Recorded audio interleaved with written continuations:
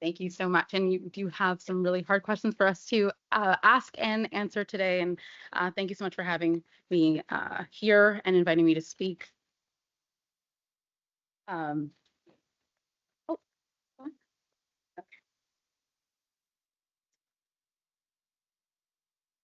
So data that serves shaping a shared path to equity is the name of the conversation today.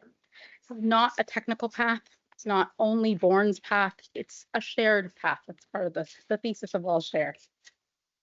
Because there's a lot to get right in really good perinatal health. And unlike many other specialties in medicine, perinatal health crosses public health, acute care, community health, residential care, doula services, public. It's a lot. And it requires multiple disciplines to work together in caring for not a treatable disease, but a condition, a promise, for some, a dream, for some, what came naturally, for others, the result of agonizing trauma. I'll say it again, that to get things right in perinatal health and in reproductive health takes a lot. There is significant and inherent complexity. And we'll not get it right without each other. At the core of our collective passion to navigate and fuel data systems and learning health systems, I'm going to reflect on various ways that BORNConnect, just as an example, wants to work together with all of us here in this growing network to change the approaches, to look at the challenges and the opportunities we have to use data to fuel learning health systems and a connected care system that's focused on better, healthier women, birthing individuals, mothers, parents, children, and families. Je suis vraiment heureuse d'être ici aujourd'hui pour ouvrir les conversations au MinoFest 2026, une conférence qui est une collaboration axée sur la navigation des données et des systèmes de services de la santé périnatale et reproductive. Il y a beaucoup de travail devant nous, mais c'est un travail que nous devons faire ensemble. Born is a world-class prescribed registry, and we have the authority under Ontario's Personal Health and Information Protection Act to collect information without consent at times. We're a vital tool in the learning health system that supports the best outcomes through pregnancy and childhood. And to do this work, we connect with a vast network. This is on the screen here, 2 continuums of care. We call it the maternal continuum and the child continuum of care. We collect information from various encounters from various organizations, from various care providers. In fact, over the last 15 years, we've amassed 2 million mother-baby pairs of information that on average are contributed to us by over 6 different organizations or providers. But it doesn't include doula care, I will say that, Juliet. And while we're proud of it, and in fact, Tavleen Dinsa, who is here, I don't know where you are in the room, Tavleen. Oh, there she is over there. She has a poster outside where she's just done some research on validating it. So we're confident that the data is accurate to do this good work. But there's certainly more that we can do to support advancing health equity. And certainly with the support of our ministry funders, there's some exciting things ahead for us. After all, as a registry, we are actually prescribed to act with that data and not just collect it. Part of the interesting ways in which we can act with that data is through our Prenatal Screening Ontario program. So Born is home to prenatal screening, a program that's amassed a world-class access to information that has a really interesting and unique feedback loop. So right now, Prenatal Screening Ontario is really focused on screening for aneuploidies, which are fetal genetic conditions in pregnancy, Down syndrome, Papau syndrome, and Edwards syndrome. But the novel feedback loop is that we actually connect to the cytogenetics programs all across this province that do testing on fetal markers as well as confirmation tests in babies who are born to see how well our screening tests are actually detecting these rare diseases. We don't have to rely on research from another jurisdiction or population data from somewhere else. We actually use the collective of the born data to fuel that quality assurance, to know the false positive rates and the detection rates in our own screening tests. That's unique. That's world-class. That's what we need to continue to work on. What other ways we can do that? And while our screening program is focused on value-based screening in genetics right now, we're moving towards areas of standardized recommended screening, like fetal blood group genotyping screening, which is going to be launched later this year. And our sights are set on preterm preeclampsia universal screening. So everybody who's at risk of preterm birth due to preeclampsia knows their risks early and can get the prevention and support that they need. That's what our programs can do. We've positioned BORN as a unique part of the learning health system, and you've likely seen the KT diagram at the center that talks about data from practice, moves into knowledge and insights, and back into practice. We've organized how we work, capturing information, synthesizing that information, sharing knowledge, and actioning insights around that circle, because we are one of the unique gems in that learning health system, but certainly not the only one. And I'll call your attention to the bottom right, the shared knowledge quadrant, because doing this work allows us to also act like a mirror. We can support system reflections in a way that if we didn't aggregate this data and have one picture, we wouldn't be able to otherwise. And so just a couple months ago, we released the Perinatal Health in Ontario report. Looks at perinatal health in Ontario from 2012 to 2024. I'm just going to share a few of the findings really quickly with you before we move on. First of all, you may have seen this in the Globe and Mail and other newspapers recently talking about how fertility rates are falling. Well, fertility rates are a measure of births over capita. Birth volumes, however, are not falling. And our hospitals and our sector that's used to protect and provide care to all individuals in Ontario who are pregnant or giving birth doesn't change on a dime, doesn't get immigration, doesn't grow in lockstep. So for the first time since we've been collecting this data, we've crossed over the 150,000 birth mark. And that has actually happened after our report came out. Our report did find that there's a growing complexity in perinatal health today and the population who is becoming pregnant. 70% of people who deliver are now over the age of 30. We have 25% entering pregnancy with a pre-existing condition, up from 17% 12 years ago. 1 in 5 report a mental health condition, often depression or anxiety. 58% are exceeding what are generally the gestational weight gain guidelines. So our patient population is more complex. And then you add on that birth volume I just talked to. We actually are in a position of having to not only focus on the equity of this, but even just the complexity of how this system is changing. Rising intervention rates are likely coming alongside that. It's probably no surprise that our C-section rates are on the rise. This is happening everywhere. We're now at 33% as of 2024 of births in Ontario that result in a C-section. That started at 27% 12 years ago. And only 1 in 2 childbirths in Ontario start from a spontaneous labor. The rest are induced or no labor C-sections. It also requires us to take a deep dive and look at what are the reasons behind that increasing cesarean section rate and how much of that is actually patient choice and what do we need to inform people about when they are making those choices. I'll say we have limited information though, and where our registry can do better around social determinants of health and social demographics. So we often use data like postal code, which give us neighborhood type information.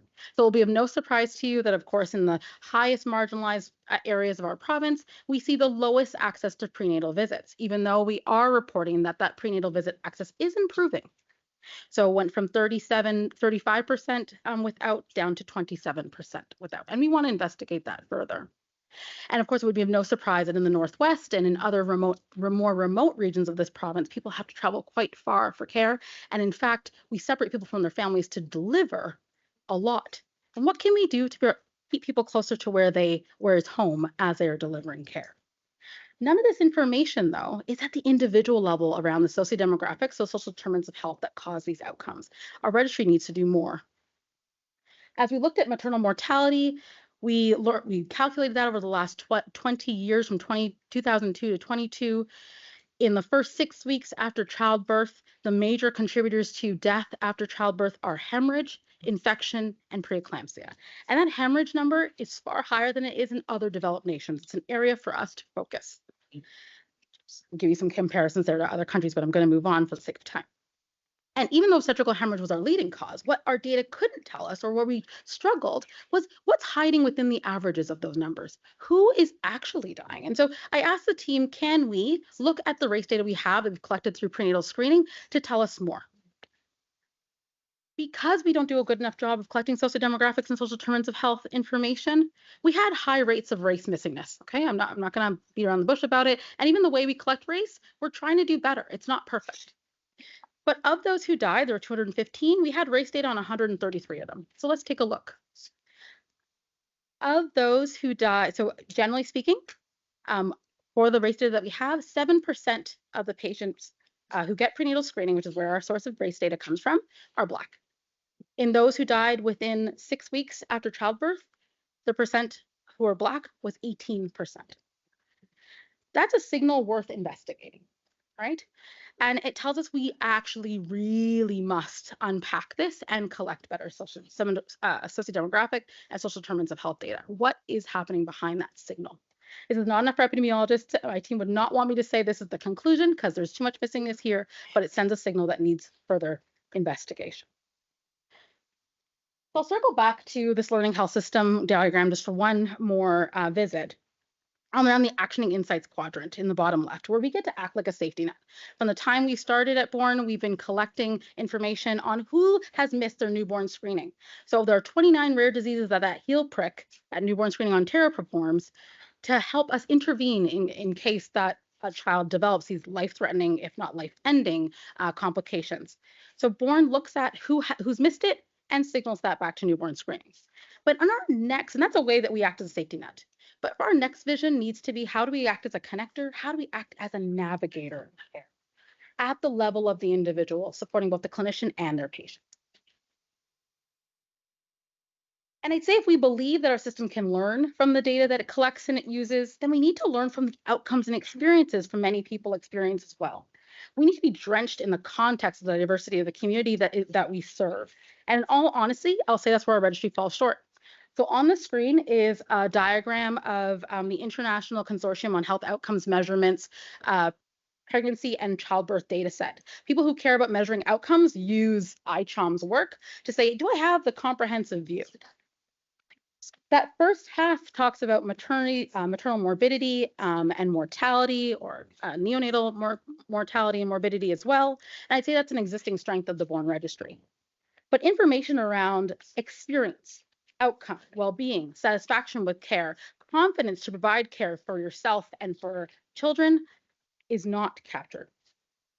Patient-reported experiences and outcomes will tell us whether the care we provided is not just provided, but whether it's respectful, safe, effective for the people that we serve.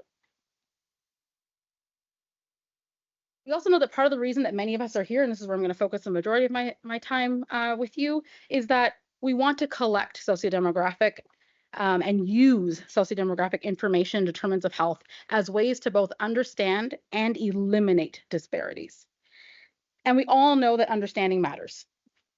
But understanding alone doesn't change outcomes. If the data tells us who has worse outcomes, who experiences poor access, and who burdens preventable harms, we do nothing if we don't also change alongside that. We just observe inequity without interrupting it.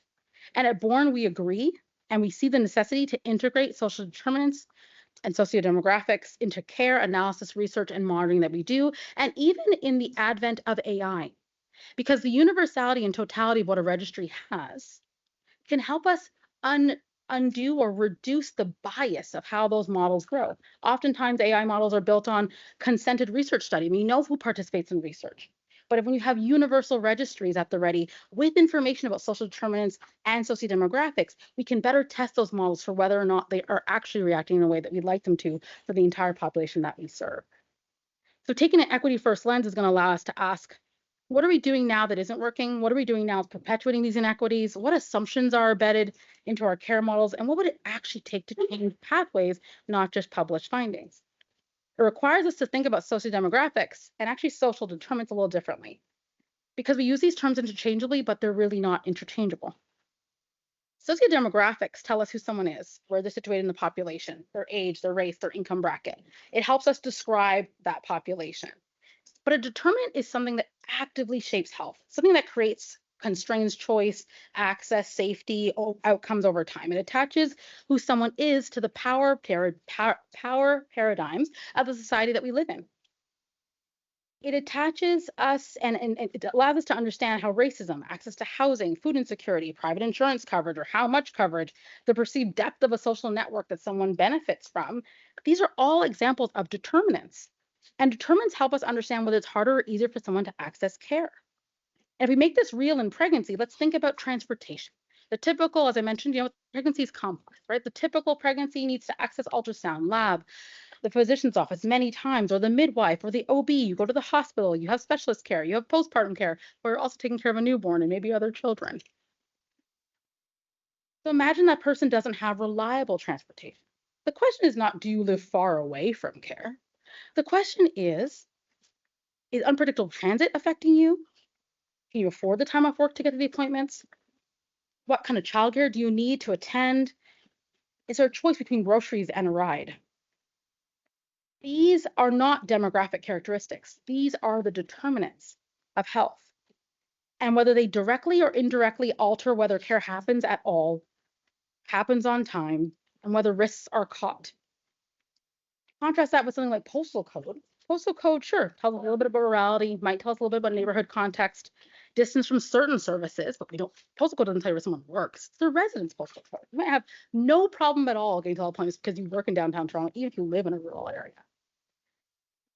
So when we measure determinants, we can expose leverage points that actually improve the system, where our system needs to adapt, where care pathways need redesign, and where our policy or operational changes could actually improve outcomes.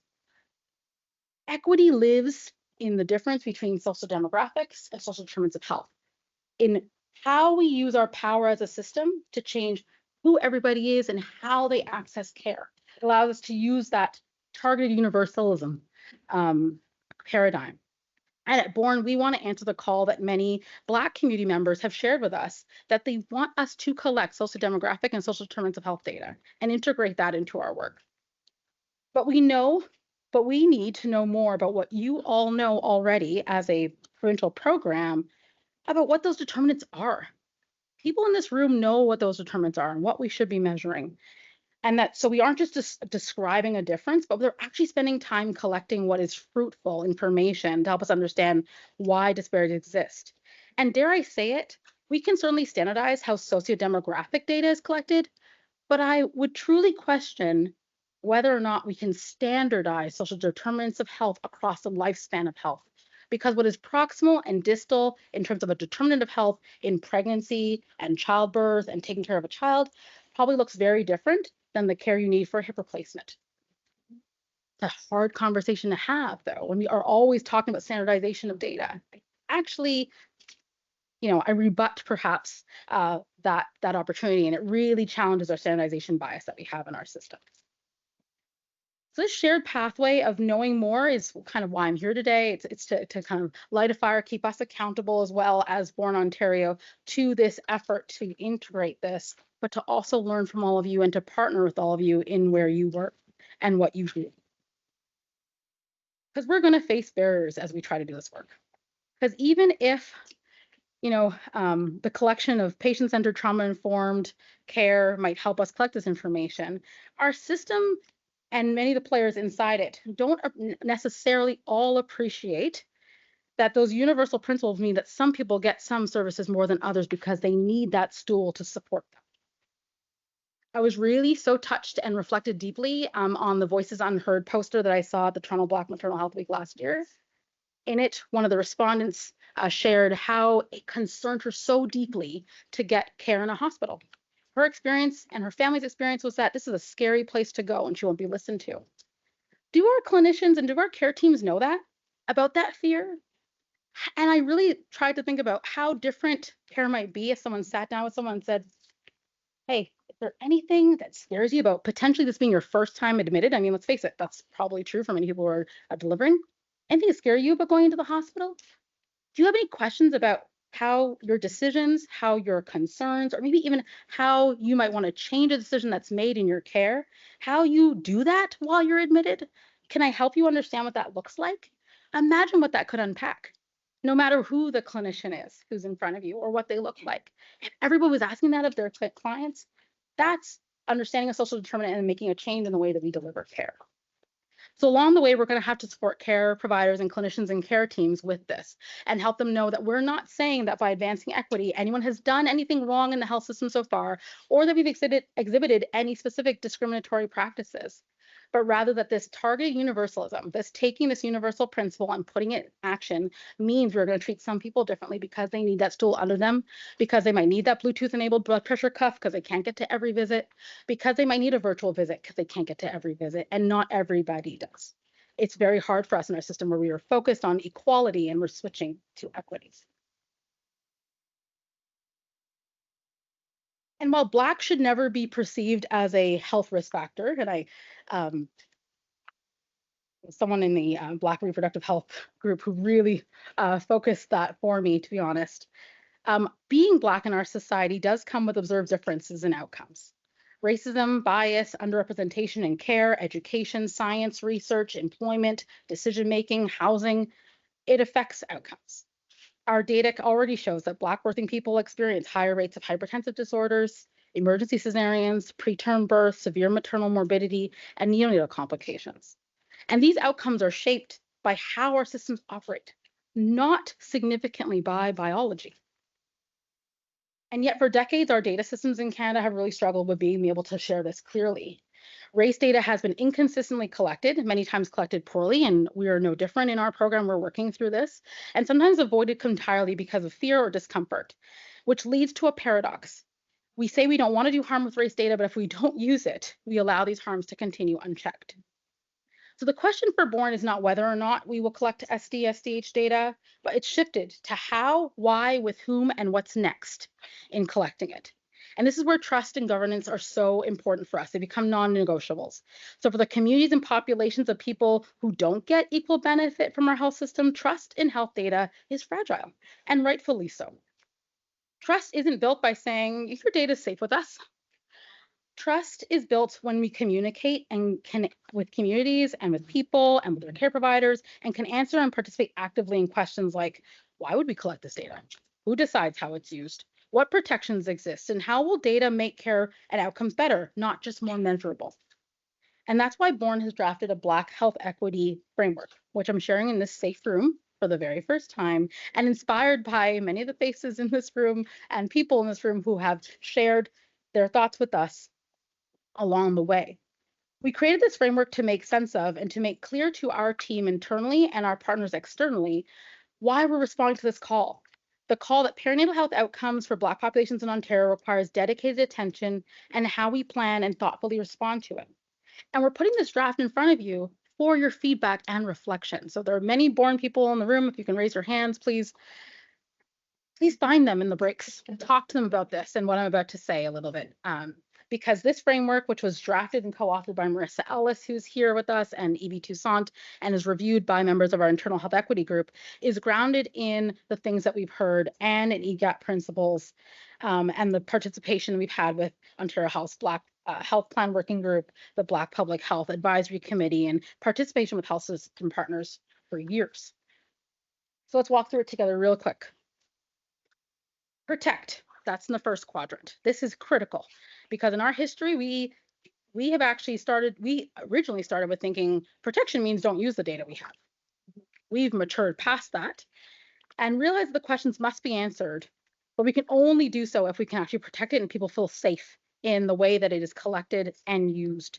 And that means shared stewardship. It doesn't mean ownership. It means we have to work in partnership with community to ask the questions that I mentioned earlier, and also to participate in dialogue.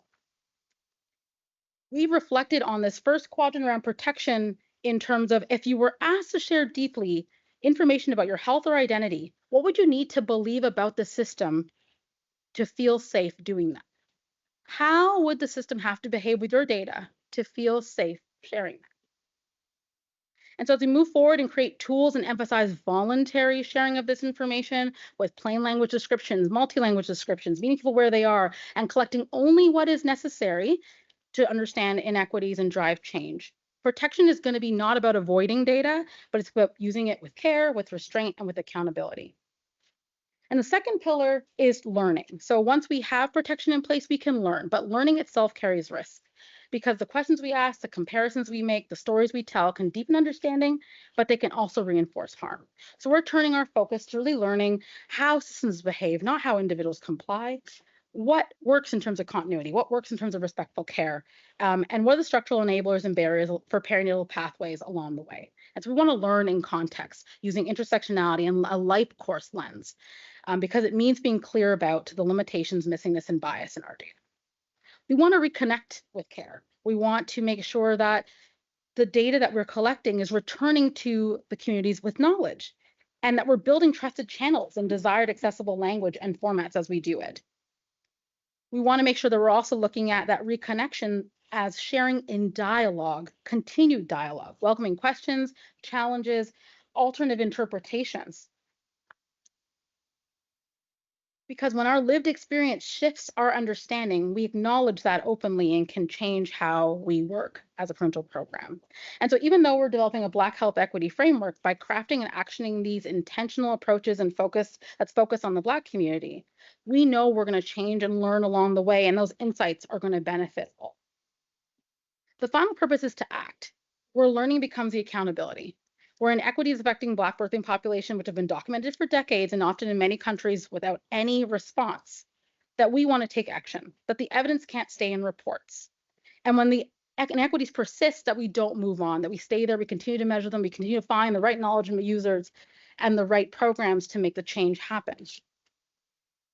This framework is our early commitment to choosing change, to mobilizing Born's data, our expertise, our partnership, our resources, our funding, so Black birthing people and infants and their children experience culturally safe, dignified, and equitable care, and achieving the best possible outcomes. Again, we are reflecting on feedback for this framework. This is not a finalized, this is a draft. Like I said, we're sharing this the first time, but we want to hear if those pillars resonate. We want to hear what you would want to put in those pillars. And so I welcome at the end for you to click on scan the QR code and connect with us.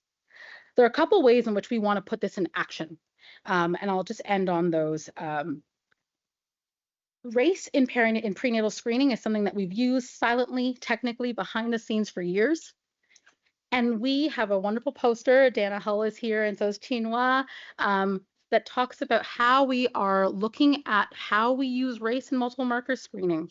Because since its inception in Ontario in the 1990s, the MMS algorithm has incorporated race adjustments, and those adjustments have been on a limited number of race categories based on observed differences in Asian, Black, Indigenous, White, and other population. But for years, it didn't always come with clear expectations. Sorry, I should change slides. It didn't come with transparent communication or community dialogue. So we asked ourselves a harder set of questions, especially knowing that increasingly understanding that race adjustment stems from discredited beliefs and inherent biological racial differences, leading to inequities in care and outcomes. You might be familiar with those that are used in kidney and lung function that often presented and adjust for Black as healthier, therefore delaying access to care and outcomes. We don't want the same in prenatal care. And so PSO is responding to recent calls to re-examine race adjustment in the multiple marker screen. And the way we've been doing this actually dates back to the 1970s, and Dana can give you a lot more information about how we do that.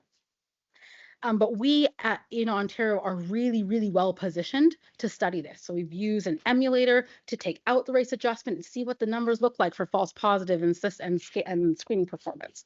And it's not obvious, but it's not obvious what to do next, but it's a really good launching point for us to have a conversation and for us to understand what we can do differently and how we would change screening going forward. And from the outside, we can't do this alone. This work involves Born's both internal and external health equity advisory groups. We also contracted with Impact at Women's College, which is the Equity Mobilizing Partnerships and Community Program. And I want to share a story that helped us learn firsthand the depths of mistrust in the system. One of the racialized community members who was on this panel shared how much they tied prenatal screening to eugenics and how prenatal screening with a race adjustment might actually just bias clinicians to have racialized individuals and their pregnancies. This could not be further from what our program's goal is, which is to provide families and pregnant people with accurate personal information to inform the choices in the best way that they want and behind their values. But we can't meaningfully move forward trying to improve equitable care or approaches or information sharing without hearing that story.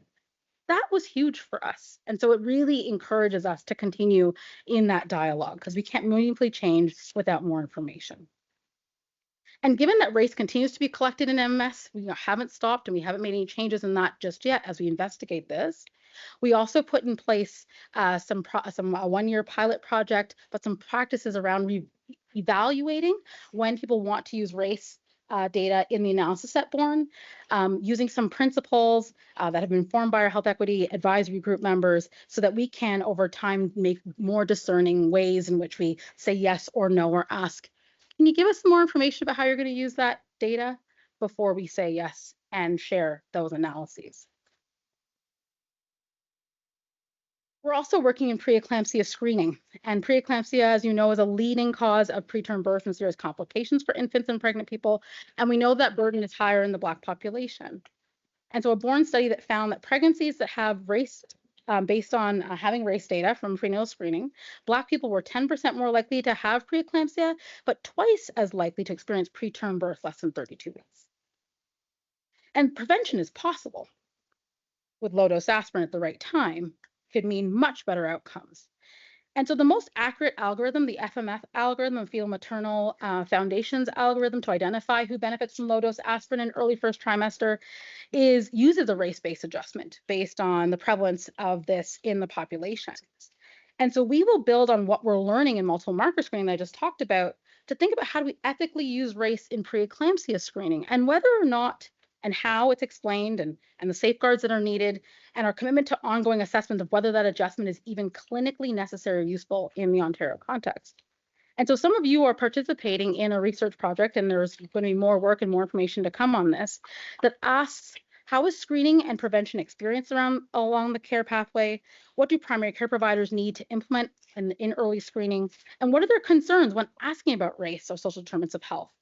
How can we support them in communicating and counsel appropriately, especially if we determine that race should still be a part of that calculation without reinforcing stigma? And how do Black women and pregnant people receive that counsel? What influences whether prevention is feasible in real life and how they should be supported to improve access to this type of screening?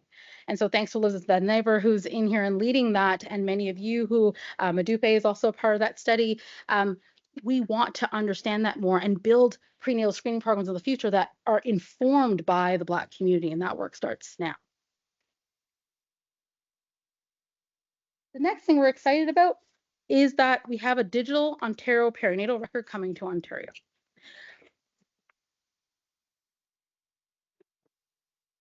This will bring equity at scale. In March, we just received our funding letter that makes this a real thing.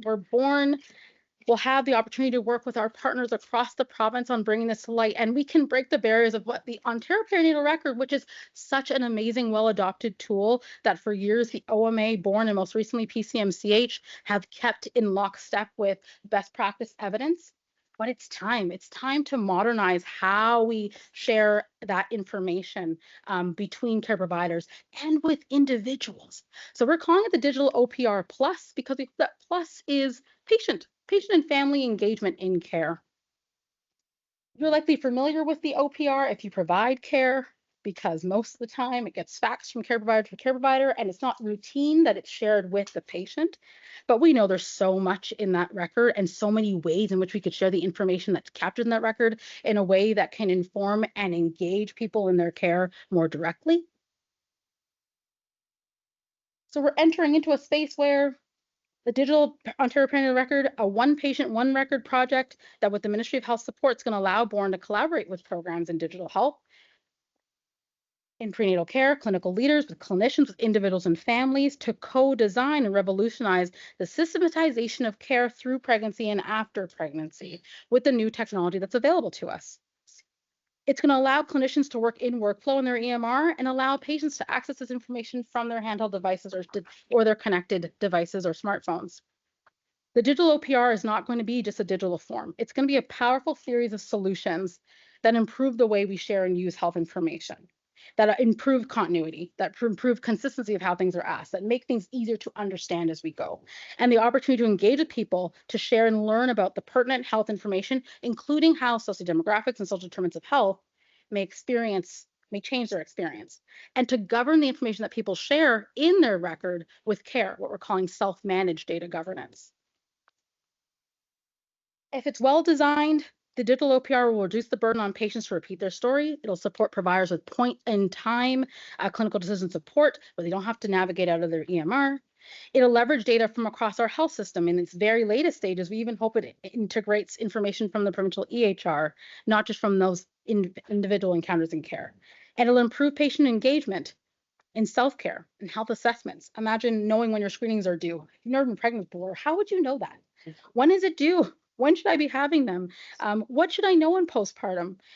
How do we measure postpartum anxiety and depression all through that year postpartum, because we see how much of an impact that's having? I highly recommend, if you haven't read the maternal mortality special edition of the Journal of Obstetrics and Gynecology that just came out, we have some studies in there, but we also shared just how, after we looked at the 2022 maternal mortality data, how much substance use is impacting death after childbirth in the first year. It's really our arms wrapped around pregnant individuals into that first year of life is so critical. And it will reduce the burden on our system also to capture rich, accurate information throughout the journey of pregnancy, and not just from time of birth back. And if you're thinking that, well, this sounds great, I mean, shouldn't we have this for all care? I mean, why are we doing this for prenatal health? I'm like, well, because prenatal health is amazing, right? Lifelong health starts as infants, and we know that pregnancy gives us a huge window into how our life may change as we age too. So why not start in perinatal and child health with tools that are about better connected, intelligent care? And then those building blocks, we'll learn so much from it that we can plug it into cardiac and diabetes and aging and advanced care planning and all of the other things as we work alongside partners like Ontario Health, eHealth Centre of Excellence, PCMCH, and many others. But there's a critical point here, and that's that technology does not on its own create equitable, sustainable innovations. Good governance will. So communities and clinicians will need to be involved, because they're going to talk to us about what are the current pain points, what information they'd like to have when, how they'd like to obtain it and share it, how it's protected. And those digital tools can easily scale harm and inefficiency if we don't govern this well. So we want to anchor this in privacy and security by design. We want strong identity verification tools that make sure that the right people are using this tool, because unlike cancer screening, we can't share pregnancy screening stuff in the mail. We really want to partner with the system to do this well. And we've already started work with the Canadian Institute for Health Information on actually liberating some insights from the registries, 15 years of data, to provide personalized health insights on pregnancy. And we can talk about that later. I will say, though, good governance is also going to protect us. So when things go wrong, I won't hide behind the fact that we experienced some really traumatizing cybersecurity incidents in 2023 at Born. Were we prepared for this? Maybe. It took a long time to find out what had been affected, and we were certainly happy to learn that the way we codified data rendered that data, rather, for many sensitive data elements, rather uninterpretable to the bad actors who use a zero-day vulnerability worldwide to access data across numerous countries, including health data here in Canada. Did we learn from it? Absolutely. But with connection and good governance, it'll help us build trust in community. So when these things do go wrong, because if you hear cybersecurity in healthcare, it's not about when, it's not about if, it's about when. That better connection, where people can see valuable uses of their health data, will help when we have to reconcile after these events occur. And we didn't have that in our back pocket in 2023. We're calling for it now, and this is where change is going to occur. So security and the interoperability that the system provides is also, people might worry that, well, more connected system means a more insecure system, but that's not the case. Well-governed interoperability actually will reduce risk, because we won't make ridiculous workarounds to try and share the data by fax. So we're really looking for your help to help us launch this real community governance and shared pathway forward. We know that many of you in the room are the community advocates, the programs, the clinicians pushing for change, researchers questioning inherited assumptions. You'll know where trust is earned, where trust is lost, and what families want to know about their care journeys, and we're looking forward to working with you. If anything, everything I said today was of interest to you, I would really recommend that you scan that QR code and connect with us. We want to work with you. We are kicking off a massive engagement effort as we build a Digital Ontario Perinatal Record, and also build and scale our Prenatal Screening Ontario program. And so I'll end where I began. There's a lot to get right in perinatal care. It's going to take courage, it's going to take humility, it's going to take partnership, it's going to take a willingness to act differently. And it's going to require connection and reciprocity with communities and care teams. And at BORN, we are committed to stewarding that, to not owning that, but to working together.